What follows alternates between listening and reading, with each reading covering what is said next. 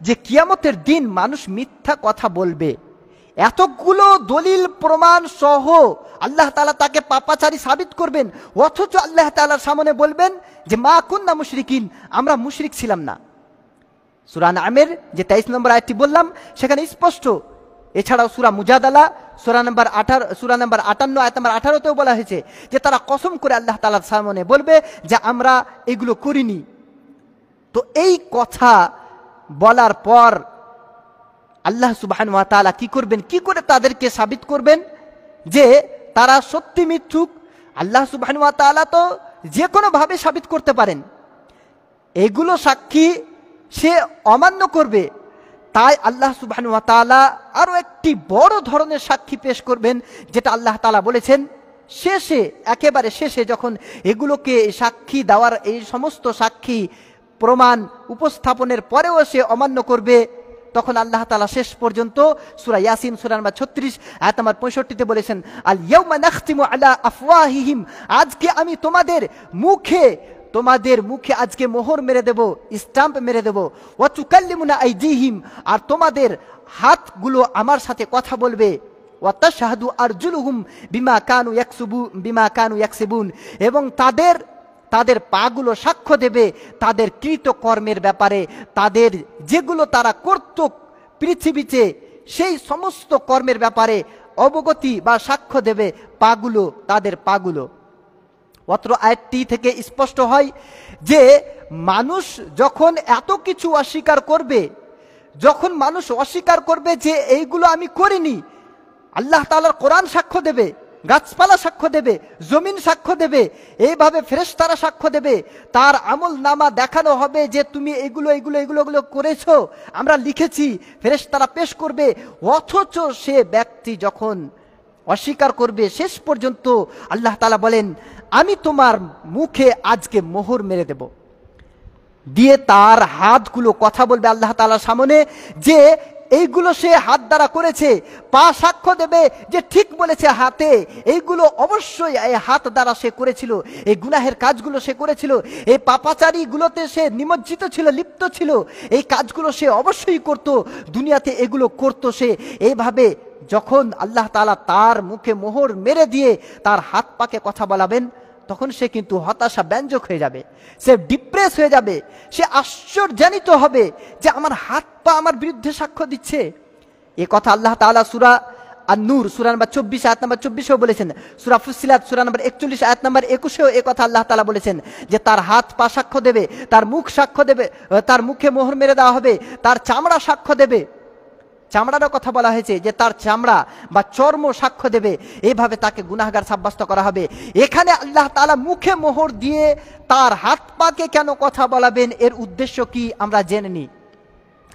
মুখে মোহর দিয়ে হাত পাকে কথা বলিয়ে তাকে পাপী সাবিত করার একটি দিক এই যে তার এটি নফস, তার বডির যে অঙ্গ প্রত্যঙ্গগুলো, এই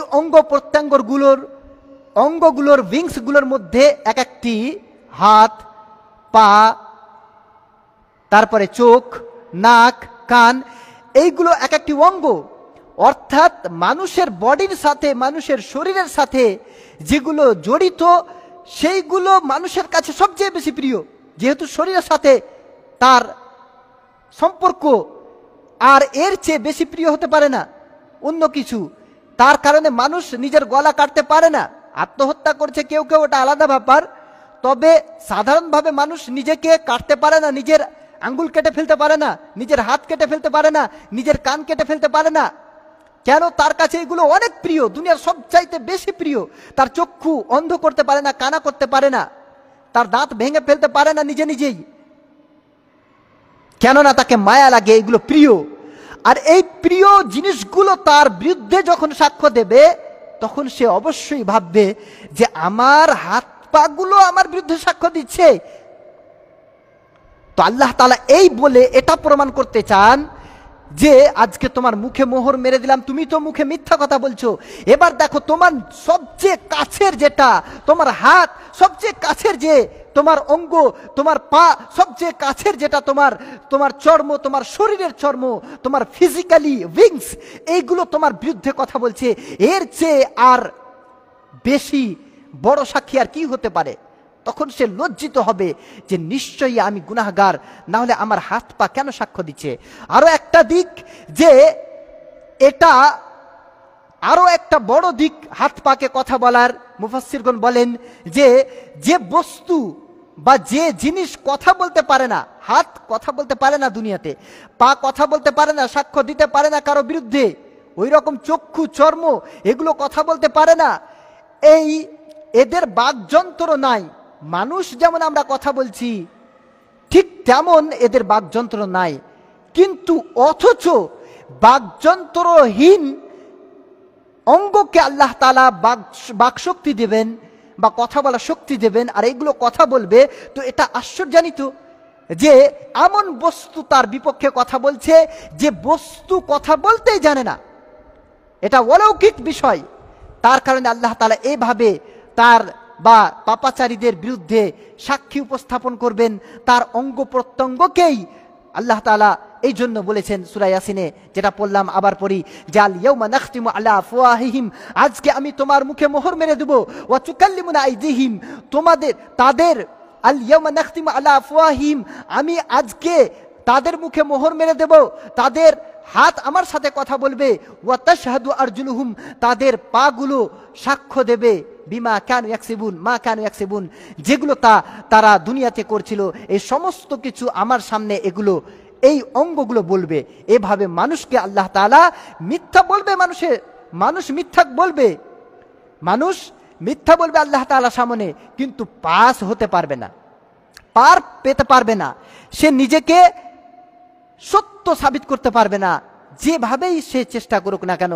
তাই আমাদেরকে আল্লাহ সুবহানাহু ওয়া তাআলার ব্যাপারে ভয় করা উচিত, আল্লাহ তাআলাকে বেশি বেশি স্মরণ করা উচিত, আল্লাহ তাআলার ইবাদত করা উচিত।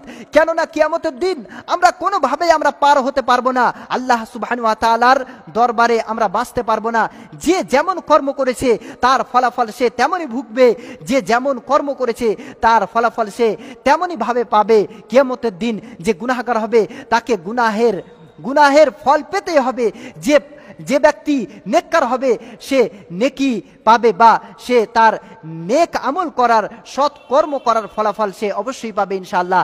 তাই আমাদেরকে আল্লাহ সুবহানাহু ওয়া তাআলাকে সব সময় স্মরণে রাখা উচিত, আল্লাহ তাআলার আযাবকে বলে, জাহান্নামকে বলে ভয় করা উচিত, জান্নাতের আশা প্রত্যাশা করা উচিত, জাহান্নামের যে আগুনের ভয়াবহতা সেই ব্যাপারে, যে আযাবের ভয়াবহতা সেই ব্যাপারে আমাদের ভাবা উচিত, বিবেচনা করা উচিত। দুনিয়ার জীবনটা শেষ জীবন নয়, দুনিয়ার জীবনটা আমাদেরকে আল্লাহ সুবহানাহু ওয়া তাআলা দিয়েছেন পরীক্ষা সূচক, পরীক্ষামূলকভাবে। যদি আমরা এখানে ভালো কর্ম করি তাহলে আমাদের যে আসল জীবন সেটি হচ্ছে আখিরাতের জীবন, সেখানে যদি আমরা নাজাত পেতে পারি, সেই যদি প্রচেষ্টা করি তাহলে আমরা ইনশাআল্লাহ সফল হব, আর আমরা আল্লাহ সুবহানাহু ওয়া তাআলার দরবারে জান্নাত প্রাপ্ত হতে পারবো। আল্লাহ তাআলা যেদিন আমাদের ফয়সালা করবেন আমরা নাজাত প্রাপ্তদের অন্তর্ভুক্ত হতে পারবো। আল্লাহ তাআলার কাছে পরিশেষে দোয়া